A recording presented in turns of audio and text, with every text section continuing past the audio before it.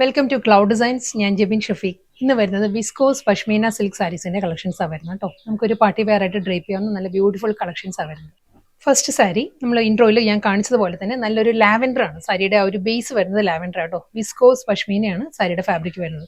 Full thread woman സ്റ്റൈലിൽ തന്നെയായിരിക്കും body വരുന്നത്. കംപ്ലീറ്റ് സെയിം പാറ്റേൺ തന്നെ കേട്ടോ. കളർ വരുന്ന നല്ലൊരു aqua green, peach and lavender, 3 colour പാരറ്റിലാണ് സാരിയിൽ ആ ഒരു ത്രെഡ് വ്യൂ ഡിസൈൻസ് വരുന്നത്.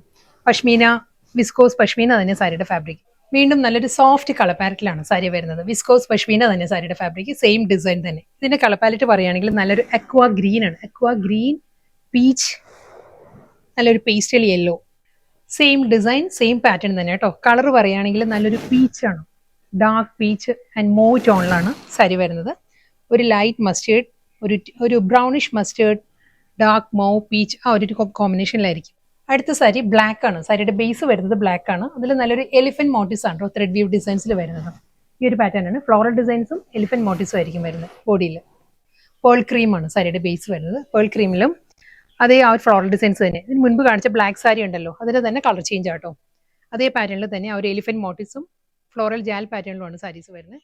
ഈ ഒരു സ്റ്റൈലിലായിരിക്കും വരിക.